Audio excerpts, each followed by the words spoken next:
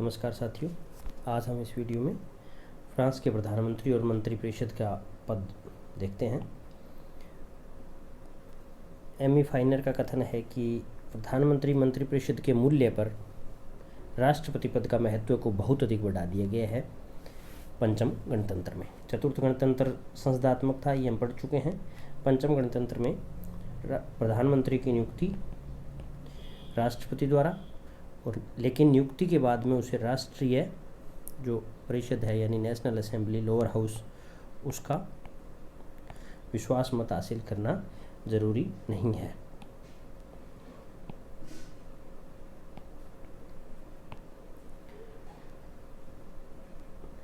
हटाया कैसे जा सकता है? प्रधानमंत्री राष्ट्रपति को हटा सकते हैं, प्रधानमंत्री इस्तीफा दे सकता है। अगर नेशनल असेंबली निंदा प्रस्ताव पारित कर दे तो भी हट सकते हैं, या किसी सरकारी नीति या वक्तव्य को अस्वीकृत कर दे नेशनल असेंबली तो सरकार गिर जाती है, यानी प्रधानमंत्री को इस्तीफा देना पड़ता है। यानी 4 स्थितियां हैं। तो यहाँ हमने क्या देखा? प्रधानमंत्री को अपॉइंट प्रेसिडेंट करते हैं, लेकिन सेम टाइम नेशनल असेंबली उनके अगेंस्ट निंदा प्रस्ताव पारित कर देती है। यानी दोनों तरफ उनकी अकाउंटेबिलिटी बढ़ती है, लेकिन व्यवहार में प्रधानमंत्री प्रेसिडेंट के प्रति ही ज़्यादा उत्तरदायी होते हैं, क्योंकि प्रेसिडेंट ही उन्हें अपॉइंट और रिमूवल दोनों के राइट रखता है।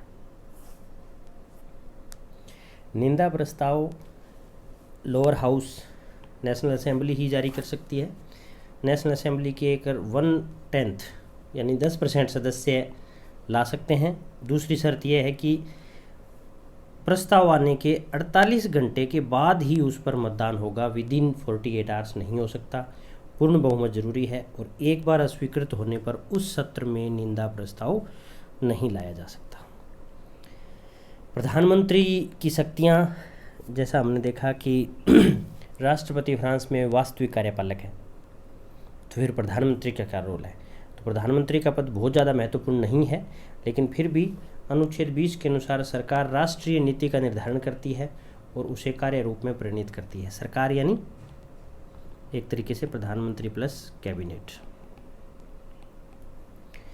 प्रधानमंत्री सरकार के सामान्य कार्यों के प्रभारी हैं। अनुच्छेद 21 के अनुसार प्रधानमंत्री सरकार के सामान्य कार्यों के प्रभारी हैं। अगर ये क्वेश्चन आए कि सामान्य कार्यों का प्रभारी कौन है, प्रधानमंत्री है, न कि राष्ट्रपति है। राष्ट्रीय प्रतिरक्षा के लिए उत्तरदायी है, ये भी इम्पोर्टेंट है। राष्ट्रीय प्रतिरक्षा के लिए प्रधानमंत्री उत्तरदायी है, कानूनों को लागू करते हैं और कुछ सैनिक नियुक्तियां करते हैं। अनुच्छेद 15 में उल्लिखित कुछ नियुक्तियां करते हैं, यद्यपि राष्ट्रपति के अनुसार करते हैं, कोई ज़्यादा महत्वपूर्ण नहीं है। राष्ट्रपति मंत्रियों की नियुक्ति प्रधानमंत्री की सलाह से करते हैं, ये भी ज़्यादा महत्वपूर्ण नहीं है, क्योंकि जब प्रधानमंत्री को खुद ही राष्ट्रपति नियुक्त करते हैं तो उनकी सलाह कितनी महत्वपूर्ण होगी। विधायी कार्य, प्रधानमंत्री संसद के सदस्य नहीं हो सकते। प्रधानमंत्री विशिष्ट सत्र आमंत्रित करते हैं, यानी आहूत करते हैं, और यही उन्हें भंग करते हैं। राष्ट्रपति को नेशनल असेंबली भंग करने की सलाह देने में ये एक होते हैं। कई कार्यों में राष्ट्रपति को प्रधानमंत्री के प्रति हस्ताक्षर जरूरी होते हैं, यानी वहाँ कानूनों की एक लिस्ट है कि इन कामों में मंत्री और प्रधानमंत्री के प्रति हस्ताक्षर जरूरत नहीं है, लेकिन रेस्ट ऑफ सारे कामों में संबंधित मंत्री और प्रधानमंत्री के हस्ताक्षर की आवश्यकता होती है। वित्तीय कार्य, बजट मंत्रिपरिषद बनाती है, प्रधानमंत्री उसे राष्ट्रीय असेंबली में भेजते हैं। संसद अगर 70 दिन में पारित नहीं करती तो बजट भी अध्यादेश से पारित हो जाता है। यह बाकी गणतंत्रों की तुलना में विलक्षण प्रावधान है, जहां सामान्यतः गणतंत्र में जो फाइनेंशियल पावर होती है, जो बजट होती है, वो संसद के नियंत्रण में रखा जाता है, लेकिन फ्रांस में इवन फाइनेंशियल और बजट से संबंधित पावर है वो भी ऑर्डिनेंस से लाने का प्रावधान है। प्रधानमंत्री की स्थिति के बारे में सिजफ्रॉयड ने कहा, नए संविधान में मंत्रीगण राष्ट्रपति के लिपिक तथा प्रधानमंत्री प्रधान लिपिक है। ये कितना महत्वहीन पद है उसका कथन है। बिल्कुल महत्वहीन नहीं है, फिर भी ये माना जाता है कि बिल्कुल महत्वहीन नहीं है, क्योंकि जो राष्ट्रीय प्रतिरक्षा की जिम्मेदारी उनको दी गई है और सरकार के सामान्य कामकाज को भी देखते हैं। जो भी समस्त संधियां और समझौते हैं वो प्रधानमंत्री या किसी न किसी मंत्री के प्रति हस्ताक्षर होने आवश्यक होते हैं। मंत्रिपरिषद का संगठन, मंत्रिपरिषद कितने होते हैं इनकी संख्या निर्धारित नहीं है, राष्ट्रपति स्वयं तय करते हैं। मंत्री संसद के सदस्य नहीं हो सकते। ना ही कोई सरकारी या निजी उद्योग में काम कर सकते।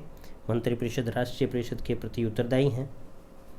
अनुच्छेद 50 में इसे निंदा प्रस्ताव वैसे उत्तरदायी हैं कि अनुच्छेद 50 में निंदा प्रस्ताव पारित किया जाता है। 2 प्रकार के मंत्री होते हैं।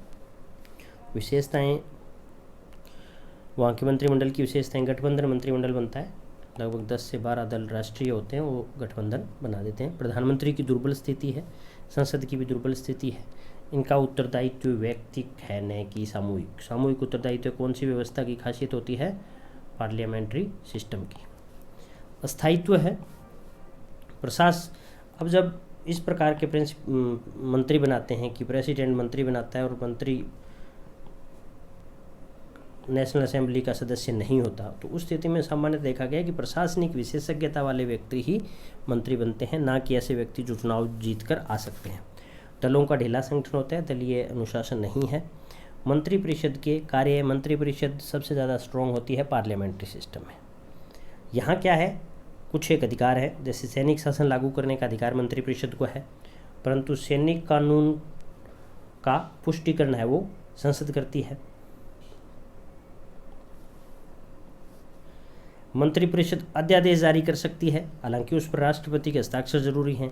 विदिता की वित्तीय विधेयक भी अध्यादेश से पारित हो जाता है। राष्ट्र का संपूर्ण प्रशासन तंत्र व सैन्य बल मंत्रिपरिषद के नियंत्रण में कार्य करता है। तो ये बहुत सारे ऐसे कार्य थे जो मंत्रिपरिषद करती है, लेकिन वो राष्ट्रपति के बिहाफ पे करती है।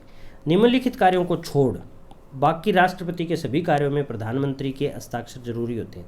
यानी ये 2-4 काम जो पीएम की नियुक्ति, जनमत संग्रह के लिए भेजना, राष्ट्रीय सभा का विघटन, आपातकाल की घोषणा, संसद को संदेश भेजना, संधियों का अनुसमर्थन, संविधान परिषद के सदस्यों का मनोनयन या ऑर्गेनिक लॉ हैं उनको संविधान परिषद में भेजना, इन सब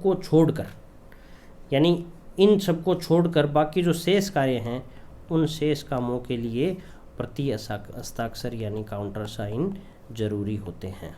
तो ये एक तरीके से महत्वपूर्ण एग्जीक्यूटिव पावर है कैबिनेट के पास। धन्यवाद, थैंक यू सो मच।